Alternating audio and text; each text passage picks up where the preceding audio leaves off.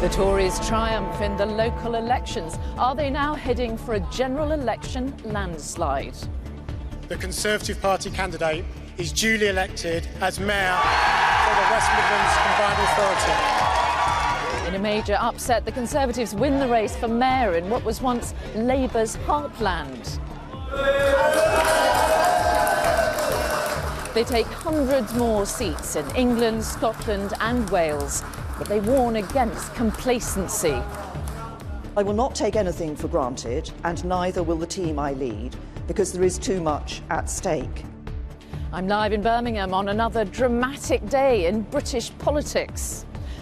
There are major setbacks for Labour, including control of Glasgow, but they win mayoral contests in Manchester and Liverpool.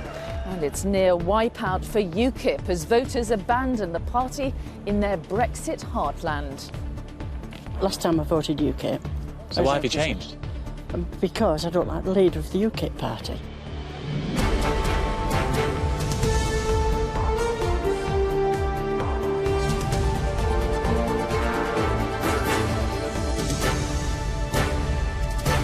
From Birmingham, this is the ITV Evening News with Mary Nightingale. Good evening from Birmingham, where the Conservatives have upset Labour to win the battle for West Midlands Mayor and seal an historic night and day in the local elections. Now, the Tories didn't just win in places like this. Labour's former heartland, they made big gains everywhere, taking hundreds of seats across England, Scotland and Wales. It leaves Theresa May on course for a possible landslide victory in next month's general election. But she was not gloating today, instead warning her party not to be complacent. Our political correspondent Libby Vina on the Tories' triumph. Street, Andy, the Conservative Party candidate, is duly elected as Mayor for the West Midlands. A stunning victory on a day of stunning success for the Conservatives. The former John Lewis boss elected Mayor for the West Midlands. He declared it a turning point in British politics. What we've seen here today is what I would call the rebirth of a new urban Conservative agenda. Another sign of that, perhaps, Tory Ben Houchen's election as Mayor for Tees Valley, an extraordinary result deep in Labour territory. Across the country, Conservatives trounced opponents, UKIP losing almost every seat they contested, Warwickshire among 11 counties that fell to the Tories. But this afternoon, the Prime Minister, no doubt with the general election in mind, tried her best to play it all down. We saw that the opinion polls got it wrong in the 2015 general election. They got it wrong for the referendum. And of course, Jeremy Corbyn himself has pointed out that he was a 200-to-1 chance for the Labour leadership. That's why I'm not taking anything for granted. The general election will be won on the day by real people going out and casting real votes. Thomas Kerr, Scottish Conservative. Today, of course, plenty of real people voted against Jeremy Corbyn, his party losing control of Glasgow. Among those elected, a 20-year-old Conservative in the city's East End. And across Scotland, Labour have ended up behind the Tories. All I can say is, wow, 63% of the vote. One bright moment, Labour's Andy Burnham becoming Mayor in Greater Manchester. Another, Steve Rotherham's victory, elected Mayor of Liverpool. It was where the Labour leader headed this afternoon to defend his and his party's performance. Of course I'm disappointed. We have to get our supporters out to vote in June. We have to get our message across, and I'm utterly determined to do that. And you're the guy to do it. I've been elected, and I'm very proud to be elected leader of this party twice in the past 2 years. This is my third summer on the road, and I'm loving every minute of it. Well, maybe. UKIP certainly weren't loving their day. Wiped out in 4 counties, their share of the vote collapsed. The Lib Dems fared better, their vote share going up to 18%. Their leader, Tim Farron, warning of the dangers of a Tory landslide at a general election. Imagine Theresa May on the 9th of June with a majority larger than Margaret Thatcher's. I don't have to imagine, but imagine what that means for your family, what it means for you, what it means for your job security, what it means for your hospital and for your school with a colossal Conservative majority like that. But if the local elections are any guide, a big Conservative majority at the general election would be no surprise at all. Libby Vina, ITV News. Well, Ben Chapman is at the Birmingham Indoor Arena where that West Midlands mayoral result was announced just a little bit earlier. Now, Ben, this is, of course, a traditional Labour area, so why did the Tories win? Well, there's no doubt that Andy Street is a distinctive candidate, a business background, high profile. He says that really connected with voters. There's no doubt that the Conservatives spent a lot of money on his campaign. But even he will admit that when the general election was announced a few weeks ago, national issues were catapulted into this campaign. It became much more than just who would be the mayor of the West Midlands. And I've certainly been to Labour heartland areas in Birmingham, spoken to lifelong voters who say they just don't have much confidence in Labour on the national stage at the moment. The defeated candidate here, Sean Simon, wouldn't blame Jeremy Corbyn for his defeat, but he did say there was a strong feeling on the doorstep that Labour voters just no longer trust Labour on what he called its core values. He says it's time for Labour to start listening to them again. And certainly when you look at the results, when places like Walsall and Dudley start turning blue, there are very few safe areas left for Labour in a month's time. Ben Chapman in Birmingham, thank you. Well, this is how the picture looks tonight then in England after elections in 34 councils. The Conservatives won 1,437 seats. That's a gain of 319, the party's best result in decades. Labour won 418 seats, losing 142. A poor performance, but not as bad as some had been predicting. The Lib Dems won 312 seats, but lost 28. Not the resurgence the party had been hoping for, but the real losers were UKIP. The party had a disaster, winning only a single seat and losing 143. Well, the UKIP leader Paul Nuttall kept away from the cameras today, although in a statement he admitted it had been a difficult night, nowhere more so than in the party's former stronghold of Lincolnshire, where it was completely wiped out. It's also where Mr Nuttall is due to stand as MP. Now, voters there told our political correspondent Paul Brand what's gone wrong for UKIP. In Skegness, they take their bowls pretty seriously. But any political competition here is all but finished after last night, with most voters rolling in behind the Conservatives and ending UKIP's rivalry. Well, I voted this time Conservative. Last time I voted UKIP. So why have you changed? Because I don't like the leader of the UKIP party. And I just thought Conservative are a stronger thing to deal with this Brexit. How did you vote last time around? UKIP. And who are you voting for these days? Conservative. And why is that? Because I think Theresa May is a lot stronger than any others. Yesterday I voted UKIP because I think it is an up-and-coming party that perhaps will come to the fore in the end. But not last night. In Lincolnshire, UKIP lost all 13 of its councillors, from official opposition to no opposition at all, as the seats mostly turned blue. Just 2 years ago, Nigel Farage thought Lincolnshire was UKIP's sweet spot. Voters here rewarded his visit with the highest Brexit vote in Britain. But now he's gone as leader, they're leaving too. It was good fun. I think everybody took to him, but he seems to have abandoned it now, doesn't he? UKIP used to be a big deal, but I mean, at the end of the day, they're not big enough to sort of take power, are they? Not what their new leader wants to hear when Paul Nuttall's chosen to stand here in the general election, even if those who've already lost their seats are still fighting. At the moment, it's all spin, there's fancy words, all the razzmatazz. If you want Brexit, you vote Tory. That is wrong. People will realise after a year or two that they've been conned. But by then, UKIP might have only a couple of councillors left. We came from nothing, and we will rise from the ashes. We did before, we'll do it again. So you don't think this is the end of UKIP? Definitely not. But tonight, UKIP's former donor says the party's finished, and it would seem this UKIP stronghold may have been built on sand. Paul Brand, ITV News, Skegness. UKIP's failure helped the Conservatives in England, but the Tories also made big gains in Scotland and Wales. In Scotland, the SNP won 431 seats, losing 7. The Conservatives won 276 seats and overall gain of 164.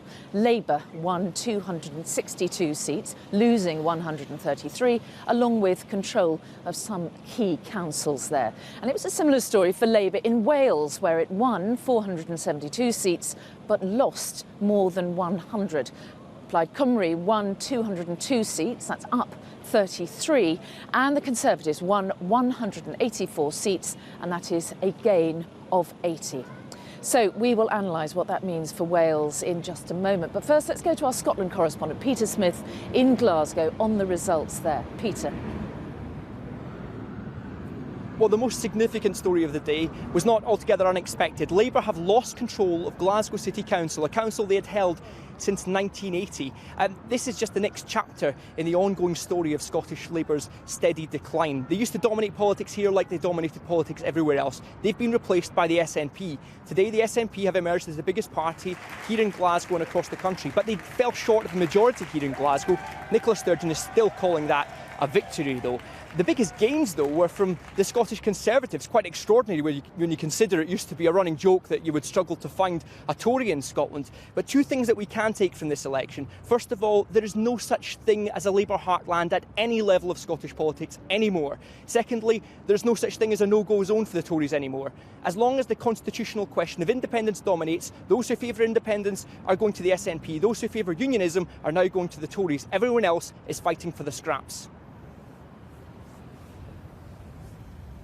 Well, here in Cardiff, Labour are celebrating that they managed to hold on to this city, and Swansea and Newport as well. But the reality for them is they also lost an awful lot of ground, or more than 100 seats around Wales were lost by Labour. They're certainly not, well, they're wounded, but not down. We asked some voters today what they made of the change here. People have lost faith in Labour.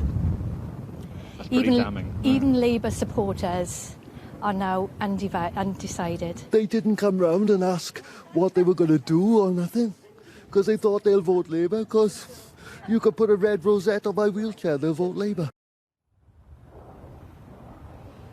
Well, the Conservatives made the biggest gains in Wales, and so did the Welsh Nationalist Party, Plaid Cymru. But overall, the story here is about what Labour failed to do, or the fact that they didn't do as badly as some people had expected them to. The Welsh First Minister said today that the elections here have been testing and that there would be better times ahead. Although with the general election just down the road, it's not quite sure when those better times will materialise. OK, Rupert Evelyn in Wales and Peter Smith in Scotland. Thank you both. Well, let's go now to our political editor, Robert Peston in Downing Street for a final thought. Now, Robert, 5 weeks today, the general election. Can we now assume that the Conservatives are heading for a landslide? Well, Theresa May and Jeremy Corbyn are saying one thing that is very similar, which is that they were both trying to play down the idea that this is a total disaster for Labour. For Theresa May, it's because she doesn't want her supporters to become overconfident and complacent, and for Jeremy Corbyn, it's because he wants to give his supporters some hope that they can claw some of this back. But I've been talking to Labour MPs, many of whom do not support Jeremy Corbyn, and they are in despair. When they knock on doors in their constituencies, they are hearing far too often that from Labour supporters that they are going across to support Theresa May because they do not like Jeremy Corbyn. So I think we may be on the verge of seeing something historic, which is that the Conservative Party does look as though on June the 8th it will be winning in many parts of the country which were for years no-go areas for Tories, Wales, Scotland, the North East, the North West, the Midlands. So yes, this may well be the return of the Tory party as a party of national success. All right, Robert Peston in Downing Street, thank you. Still to come on the ITV Evening News, cleaning up our roads, the government's plan to tackle dirty diesels. And inspired by Invictus, the RAF veteran winning her battle with mental health. Those stories and more after the break. Join me then.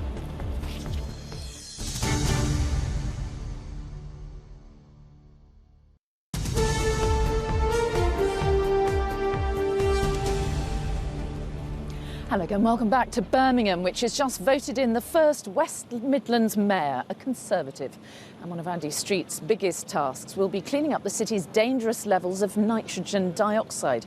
The government today published its plans to tackle the problem. Our consumer editor Chris Choi reports from Sheffield, another city affected by deadly pollution, on whether it will work. Sheffield breaches EU limits on nitrogen dioxide. What happens here will be a vital testbed for the government's plans. And today the focus tightened on those in this city who drive diesel.